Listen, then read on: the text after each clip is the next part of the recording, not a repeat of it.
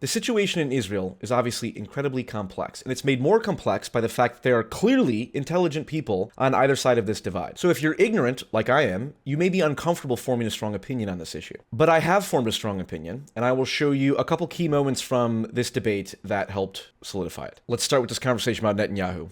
Yes, your prime minister said the whole idea of the gas chambers came from the Mufti of Jerusalem. That's nonsense. Yeah, but we all know that's nonsense. But we also know that Netanyahu said it. Netanyahu says so many things which are absurd, and he happens to be the longest-serving prime minister of Israel. No, you're not responsible for them, but it is relevant that he's the longest-serving prime minister of Israel. Unfortunately, it says something about the Israeli public. Yes, it says something about the Israeli public. Hold on. He gets elected not despite saying such things, but because he says his voters don't care about Haj Amin al-Husseini or Hitler. They know nothing about his voters. May well be right. His base know nothing about anything, and he can say what he likes, and they'll say yes, so they don't care. So just to be clear, in the Zionism versus anti-Zionism debate, what is unequivocally agreed upon by both sides is that Netanyahu is a villain. When no one on the pro-Zionist side will even attempt to defend Netanyahu, you can be very sure that he is a bad character. He's certainly a threat to the United States' interest, and he is as bad as any dictator like Vladimir Putin or President Xi Jinping. So however unsure you are about this conflict, what you can be sure of is that Benjamin Netanyahu is unequivocally a villain. He is an antagonist in this entire situation. Now here's another critical part of this exchange. His voters, well be right. His base know nothing about anything, and he can say what he likes. And his base knows nothing about anything. This is why I think Benny Morris's credibility is categorically diminished, because that's such an absurd thing to say about a group of millions of people. This is equivalent to the relatively incompetent fools on MSNBC or CNN, or the not incompetent, but sometimes misguided person sitting next to Benny Morris who says all Trump supporters are stupid, all conservatives are stupid. It's like, well, no serious person can listen to Steve Bannon's Oxford address and then come away with the conclusion, well, he's stupid. Steve Bannon's smarter than you, me, and probably everyone watching this, and has a demonstrated track record of significant political success. So this moment really revealed a lot about, okay, so Benny Morris is the type of person who is willing to say something that I know is just stupid. For as much as I hate Netanyahu, and I think his supporters are problematic to say the least, I would never say that they're stupid or they don't know anything. Now, to add nuance here, I'm not saying Benny Morris has no credibility, because Norman Finkelstein clearly states that he does. The fact, and I'll say it on the air, as much as I find totally disgusting what's come of your politics, a lot of the books are excellent. And I'll even tell you, because I'm not afraid of saying it, whenever I have to check on a basic fact, the equivalent of going to the Britannica, I go to your books. I know you got a lot of the facts right. Benny Moore's books for the listener. I would never say books are a waste of time, and it's regrettable to you that you got strapped with a partner who thinks that all the wisdom. He didn't say they're a waste of time. So again, it's nuance. You can't just say, well, the pro-Zionist side is completely without points, or the anti-Zionist side is without points. And this is a big reason I like Norm Finkelstein, because I think he's, a genuine steel man like that reveals a lot about how, listen, I think that even though I'm against your conclusions, I will utterly defend your track record as a historian. It's like, it's a very compelling point coming from Norm, because it makes me even more confident that Norm is not strawmanning his opponent. He's actually paying close attention. Now, Norm doesn't always steelman his opponents, like this moment, which is probably the most hilarious moment from the whole debate. From that angle, you don't see the sides. No, they saw you don't see the sides. Let's leave aside. Oh, I know what he's quoting here, but you've lied about this particular instance in the past. Those kids weren't just on the beaches, as often stated in articles. Those kids were literally coming out of a previously identified Hamas compound that they had operated from. They literally did. You can Google it. You can Google it. With all due respect, you're such a fantastic moron. It's terrifying.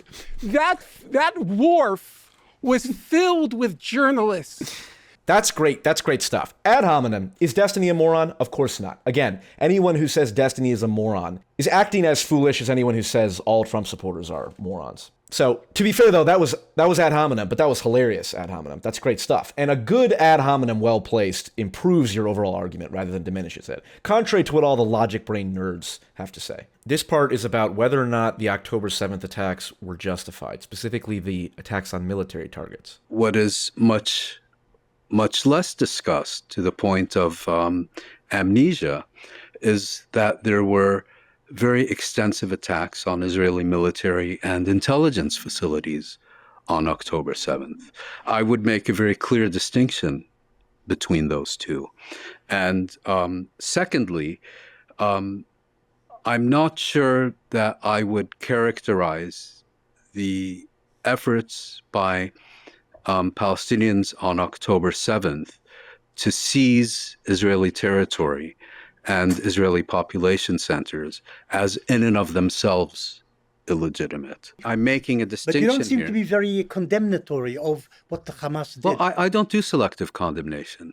I'm not talking about selective. I don't do selective outrage. So I think there's a fair point to be made about if you accept that Palestine is under occupation, which I believe it is, and I'll show you in a second why, then Hamas's attacks on military installations were justified. I mean, it's simple as that. You have the right to resist an occupying force. Obviously, only the BLM far-left psychos would suggest that killing civilians is ever justified. And of course, I don't know how you could justify the Hamas attacks on civilians and then also try to condemn the IDF attacks on civilians, because you need to have moral consistency to do either. But certainly targeted attacks on military installations is well within the rules of war. And so part of October 7th, of course, was justified. Of course, the other half, the attacks on civilians, was an atrocity and a war crime. And here's why I'm very confident that the statement, Palestine is under Israeli occupation, is true. Now, you find it so far-fetched. Israelis purposely, deliberately targeting civilians? That's such a far-fetched idea. An overwhelmingly non-violent march. What did the international investigation... It wasn't a march, it was a campaign which whatever went you want to on call for it. months. Whatever you want to call it. For months. Yeah. What did the UN investigation find? Well, he just read it to you. I read the report. I don't read things off of those machines. I read the report. What did it find? Brace yourself. You thought it was so funny, the idea of IDF targeting civilians. It found... Go look this up on your machine. I already know what you're going to say. You're going to say it found that only one or two of them were justified killings. Targeted journalists, targeted medics, and here's the funniest one of all. It's so hilarious. They targeted disabled people who were 300 meters away from the fence and just standing by trees. This is true. If what if you're it's true. If what you're saying is true. Just quick pause. Do you think there is a policy top-down from the IDF to target civilians? That's one thing. A second thing is... He said yes. When yeah, sure, okay, yeah, that's fine. Okay, but then the second thing is, or there's two distinctions I want to draw between. I think Benny would say this. I would say this. I'm sure, undoubtedly, there have been cases where IDF soldiers, for no good reason, have targeted and killed Palestinians that they should not have done. That would be prosecutable as war crimes, as defined by the Rome Statute and the ICC. And some have been prosecuted. Yeah, and I'm absolutely sure. Practically none. I'm sure to you in your book, I'm sure that we would all agree for soldiers that happens. But remember, Benny Morris, by Norman Finkelstein's own standard, is a great historian and is in possession of the facts often. So the claim that Benny Morris made in his books that most Israeli snipers who pick off those children don't get prosecuted is absolutely believable. In fact, here's an example of just that from 7 days ago. Last night, Rami was playing with friends, holding a firework. A shot rings out. Rami is dead on the ground. And this is what the Minister of National Security, the head of the Jewish Power Party, Ben-Gvir, had to say about it. Why did you congratulate the police officer, Minister, for shooting the child? What evidence is there that the child was causing anybody any harm? You say he's a 12-year-old.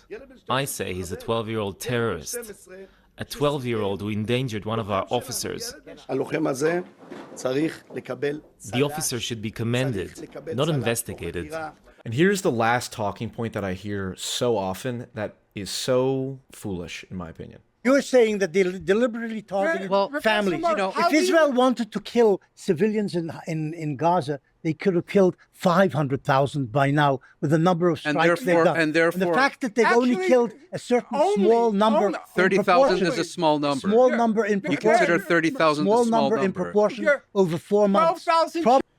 The argument is that if Israel wanted to, they could have wiped out Gaza. No, they couldn't, because it's obvious the political ramifications would be dire. Israel is dependent on U.S. support, and if they killed hundreds of thousands of Gazans and there was absolutely no dispute that they were committing genocide, their support would be cut off and they would be put at more risk. I don't think Israel's goal is to kill as many Palestinians as possible. It's to remove them from the land. Israel wants Gaza and the West Bank under their control. The ultranationalists who are in power in coalition government with Benjamin Netanyahu's government, who, reminder, Netanyahu, objectively, the villain, they don't even refer to West Bank and Gaza as those areas. They call it Judea and Samaria, because remember, Israel was promised to the Israelites by God. And so that land is theirs by divine right, according to them, which is the source of this desire to push the Palestinians out of the Jewish homeland. It's genuinely disturbing. And I'm very glad that people are waking up to the fact that Judaism, like literally every other religion, has its extremists. And in Israel, the extremists happen to have a lot of power. And until that issue is addressed, there's no chance for peace. So I'm curious what other thoughts people had. If people disagree with me on my assessment of this debate, please email me. We can set something up and talk about it on stream. Otherwise, good luck and Godspeed.